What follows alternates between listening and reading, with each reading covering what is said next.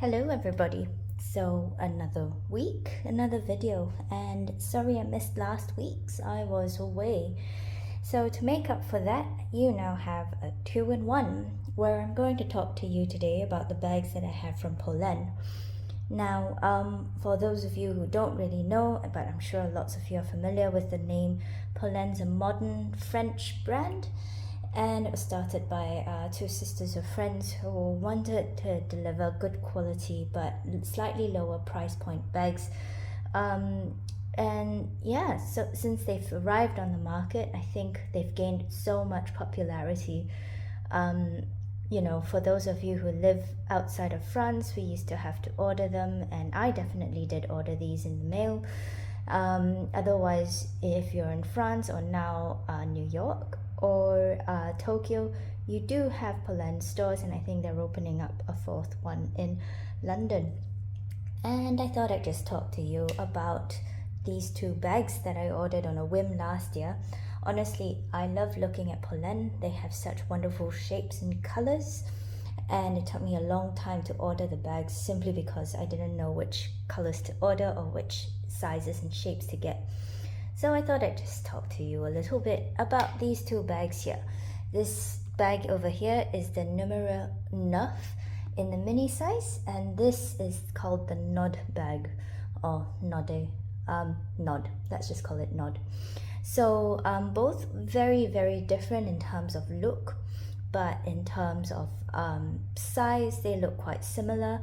And but of course they do have their differences, right? This nodde bag is extremely structured with geometric patterns through it, and this is so organic. It's like this really cute dumpling shape, and this is in a rose or a pink, dusky pink color. It can show off a little bit brown in some lights, but it really has these gorgeous pink taupey undertones, and this is just a very clear olive green, and I think they are such wonderful, unusual colors as well. So I will be talking to you today about some of my thoughts on Polène and thoughts on these bags. I've had them for just about a year, and yeah, I'm sure you've seen loads of these, but these are just really my views. Feel free to comment or disagree if you want down below. And yeah, so let's see. This numero 9 mini is approximately 21 to 22 centimeters across, and I think in terms of width it's probably about 12 centimeters.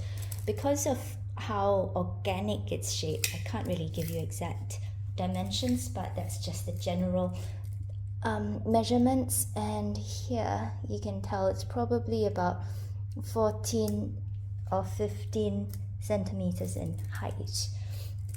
So it's not a particularly big bag, but I'll show you later. It can hold lots of things. And looking at the numero 9 mini here, it's got one top handle, as you can tell, and then one magnetic closure. Inside the bag, it's just a cotton lining, and there's nothing else in the bag. You can tell I love the construction of this bag because you've got one seam through the middle, and you can tell how it's all joined. So it's effectively some mirror image pieces joined together, and I think that's just so clever. And they've stitched it to form this dumpling shape. There is a strap here. It is removable, and it is adjustable as well. So it's got 1, 2, 3, 4, 5 holes here. I generally carry it on this middle setting, and it sits comfortably crossbody for me. But it is a very soft grain calf leather, and so it just molds perfectly to your body when you carry it. And the clasp, when it's full, can just about close. You do kind of have to fiddle it in place, but yeah. The one thing I will say, and you will see this in a lot of reviews, getting your hand in and out of the bag is not that easy. This bag has relaxed over time, so I found it a lot easier, but certainly when you've got lots of things in here and you need to squeeze them in, it's a bit difficult getting your hand in and out or getting your items in and out. I'll show you what fits in a bit. Moving on to the nodde bag. Let's see how wide this is across the base. it is similar. It's about 22 centimeters across. Oops. And it is about 6 centimeters in depth. And it also is about 16 centimeters tall, 17 centimeters tall. Bear in mind here there's a zip, so I'd say the height of the true height or the true internal depth of the bag is probably more along the 15 centimeter height. The bag itself is the same all around. You'll see this geometric sort of stitching or pattern throughout, and I think they've pieced it together so cleverly. And you've got this little round detail here where the strap comes in, and you've got 1, 2, 3, 4, 5 holes again. And unlike the other bag, you can also put this down to a shoulder height bag, which I've done before. It's quite cute. So how you would do it is you would take this button out like so, and then shift it all the way down to, let's see if we can get this done. Yeah, just about here. And then you'd be able to sort of slot this down through the straps here like that, and you would have a very cute sort of shoulder carry bag.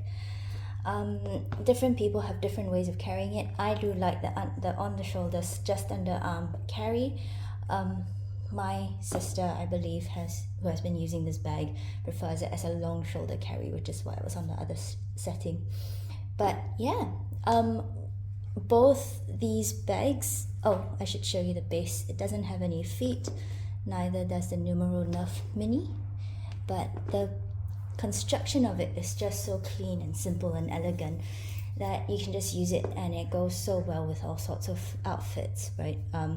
If you're looking to sort of have something a bit smart for general day to night use, I think these bags are really cute. So, one major con of this bag, inside this bag is the zip closure, right? Trying to get your hand in and out is a bit difficult, and it can scratch you. The bag has softened up with use over time, so it's a bit easier now than it first was. This leather was generally a lot stiffer, but what I found with more than a year of use is that it's sort of softened a bit now, and it's actually a bit easier to get in and out of things, but it's still there. And if you realize, you can actually see certain things inside the bag depending on what you put on it because of the gaps and how it's been constructed, but generally I don't really find that to be much of an issue. You do have Polène at the base of this bag here and a blind stamping. I don't believe you've got a Polène stamping on the numero neuf mini that I can see. So yeah, very nondescript bags. I mean, if you can see the shapes, you'll know what they are, but otherwise you can't. So yeah, let's just try and see what each bag fits in. And so I start off again with a mini umbrella,